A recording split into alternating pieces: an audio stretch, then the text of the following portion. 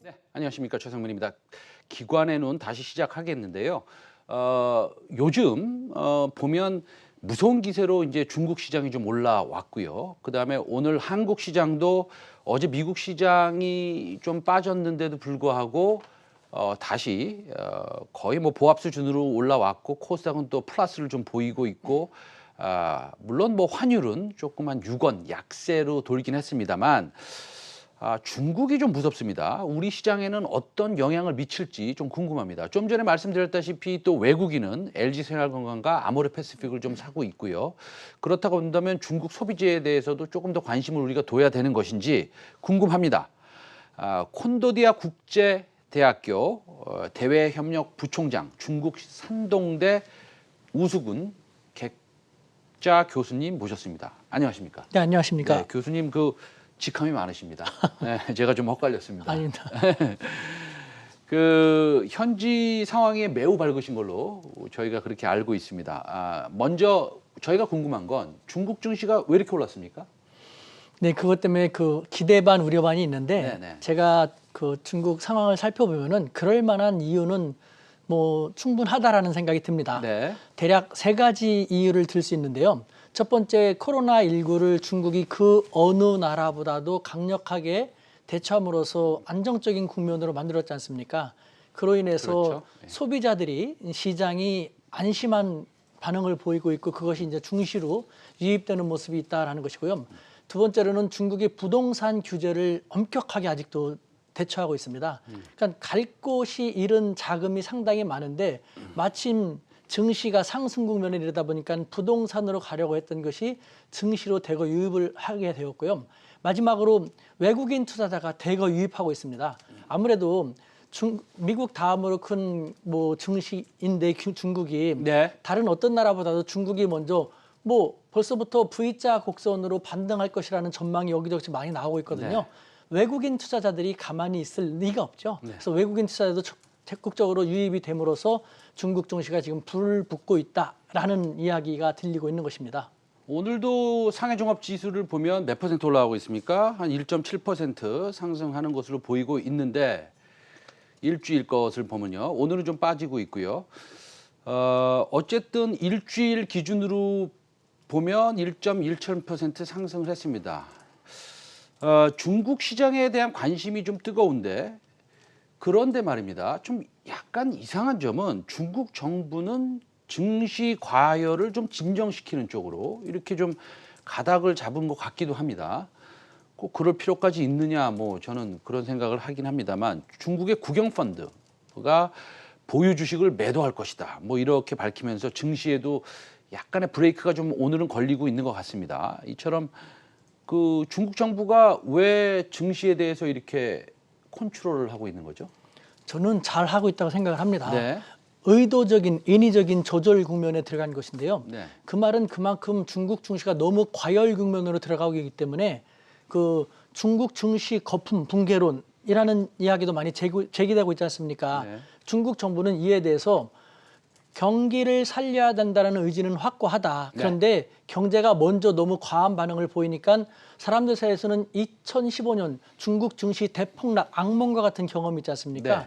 그것을 우려하는 사람들도 있고 또 중국 거품 붕괴론이 제기될 수도 있다라는 것을 생각해갖고 사전에 미리 중국 당국이 나서서 우리는 그와 같은 악몽을 잘 기억하고 있다. 거품 붕괴론 같은 것은 다시는 있을 수 없다라는 식으로 해갖고 사전에 먼저 조절 작업에 들어간 것이죠. 그러니까 시장에 대해서 안심해도 좋다. 우리는 굳건하게 신중하게 잘 지켜보고 있다라는 시그널을 보여주는 저는 매우 적절한 대처라고 생각이 됩니다. 네. 저도 뭐 적절한 대처라고 보는 것이고 그런 것들을 우리 개인 투자자들 전 세계의 개인 투자자들 물론 뭐 중국 분들이 제일 많이 본인 시장에 투자를 하겠습니다만 그런데 어떻게 보면 부동산 정책 같은 것들도 말이죠.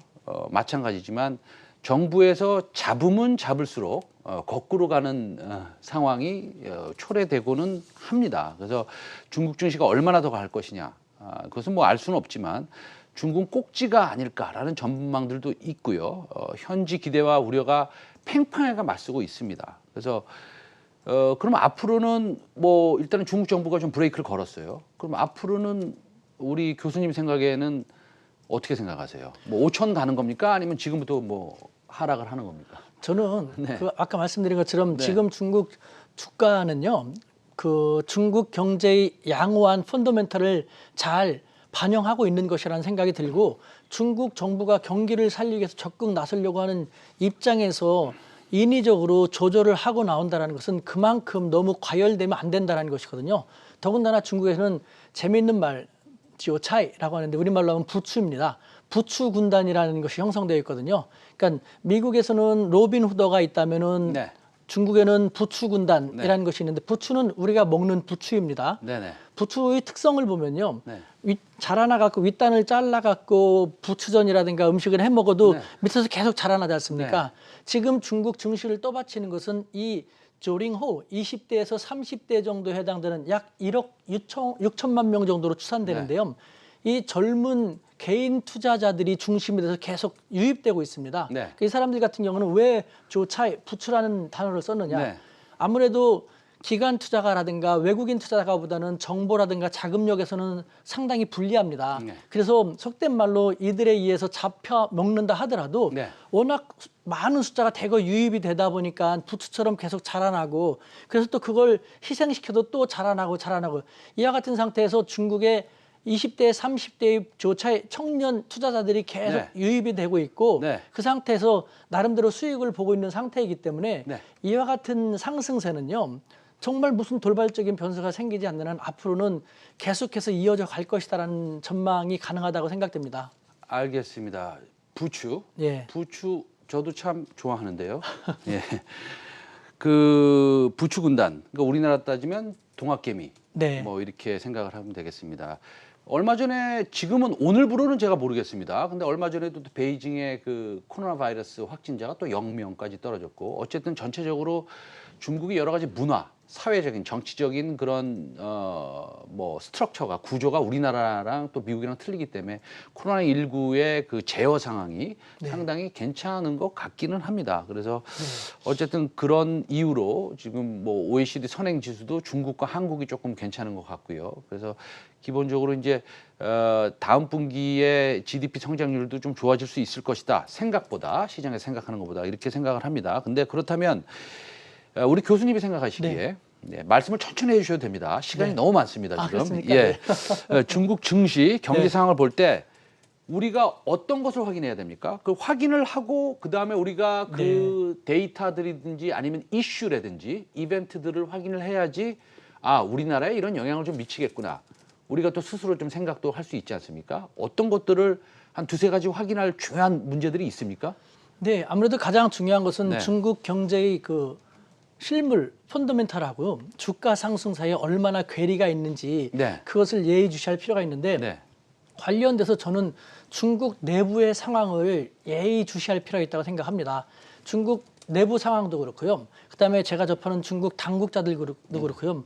상당히 자신감이 붙어 있습니다. 네네. 이것은 아무래도 이제 정치적인 측면하고도 연결이 돼 있는데, 미중 패권 대립이 한창 진행 중에 있지 않습니까? 네. 2년 전 미중 패권 전쟁, 즉 미국이 중국에 처음 공격할 때는 중국은 상당히 위축되어 있었습니다. 자신들이 오르지 못할 나무라고 생각했던 미국이 자신들에 대해서 무차별 공세를 가해온다. 네. 자신들이 당해낼 수 있을까? 네. 이 정도로 중국 당국도 그렇고 중국 사람들도 그렇고 위축되어 있었거든요. 네. 하지만 계속해서 중국이 미국의 공격을 받아오면서 현재는요, 중국에 대한 그 공격이 그렇게까지 그 타격을 크게 미치지는 네. 않았던 것 같다. 오히려 미국이 타격을 더 많이 받았고, 이와 같은 측면 속에서 지금 미국은 자기들하고 전쟁 중인데 또 국내에서도 분열돼 갖고 사분열돼 갖고 힘들고 그렇죠. 있지 않습니까? 근데 중국은 코로나19 중국 땅에서 먼저 시작됐지만 가장 잘 안정적으로 극복을 했고, 경기도 중국 정부가 인위적으로 조절을 할 정도로 잘 나가고 있지 않습니까? 이것을 중국 인민들도 잘 알고 있고 중국 당국도 잘 알고 네. 있습니다. 그러니까 흥에 넘치고 자신감이 넘쳐 있죠. 그러다 보니까 중국 사람들도 자신들이 미래가 불안정해서 투자하지 않고 가지고 있었던 자금을 뭐 중국 증시가 잘 나가다 보니까 너도 나도 투자하게 되는 그런 측면인 것이죠. 이런 걸 볼 알겠습니다. 때 중국 증시는 당분간 상승 국면을 계속 타지 않을까라는 생각이 듭니다. 그 두 가지 이제 사실은 굉장히 중요한 질문이 남았습니다. 뭐 첫 번째 질문 남은 것은 아주 단순하게 물어보면 우리나라와 중국의 관계, 그러니까 비공식적으로 얘기되고 있는 한알령. 얼마 전에 그 중국에서 제일 큰 그 여행사도 네. 한국의 여행 상품을 이제는 뭐 적극적으로 팔겠다라는 뉴스도 있었습니다. 우리 교수님 생각은 어떠신지? 그러니까 시진핑 주석이 뭐 두세 달 안에 올까요? 우리는 와야 됩니다. 왜냐하면 그래야지 중국 관련 소비재들이 또 상승할 수 있기 때문에 주식 투자자의 입장에서 볼 때는 정치와 사상과 왼쪽과 오른쪽과 관계없이 왔으면 하는데 뭐 교수님 어떻게 생각하세요? 자, 우리는 네. 말씀하신 것처럼 네. 많은 기업, 경제계는 물론이고 기업, 그러니까 국민들도 시진핑 주석의 방안을 많이 바라는 것 같은데 네네. 사실은 우리 정부가 오지 못하게 하고 있죠. 우리 정부도 오기를 바라면서 네. 중국을 모르기 때문에 사실상 오지 못하게 하다시피 하고 있는 것입니다. 예를 들면은 네. 중국은 한국에 대해서 한한령 처음부터 부정하지만 네. 실제 하지 않습니까? 네, 그렇죠. 하지만 중국이 사드 제재 조치를 한국에 취함으로써 네. 얻을 수 있는 국익이 무엇일까요? 네. 전혀 없습니다. 한중 관계 나빠지게 되고 네. 한국에서 중국에 대한 민심 나빠지고 네. 한중 기업 교류 같은 것도 중국도 필요한데 못 하고 있지 않습니까? 그렇죠. 예, 중국은 그렇습니다. 사드 제재 조치를 일찍부터 풀고 싶어 했는데 네, 손바닥이 마주쳐지지 않는 것이죠. 네. 당장 지금만 하더라도 한국은 미국과 중국이 패권 대립하고 있음에도 불구하고 오로지 사실상 미국만 쳐다보고 있지 않습니까? 북미 대화 국면에서 중재자 한다고 하더라도 미국 보든가 북한 보든가 미국, 네. 북한 G2로 부상하고 지금 중국은 자신감이 넘쳐 있는데 그럼에도 불구하고 중국을 바라보는 시각은 거의 없지 않습니까? 정부는 미국만 바라보고 있고 한국 사회에서는 중국 오라고 하고 그렇다면 이와 같은 상황 속에서 네. 자존심이 강한 중국에서 시진핑 국가주석을 한국 정부는 사실상 원하지도 않는 것 같은데 우리가 갈게 받아들여져 할 수 없는 것이죠. 네. 그러니까 우리가 이제는 G2와 지완 미국을 바라보고 거래하는 만큼 대하는 만큼 G2 중국에 대해서 정면으로 응시하고 잘 중국이 무슨 생각을 하고 중국이 우리하고 어떻게 하려고 하는지를 잘 파악한다면요.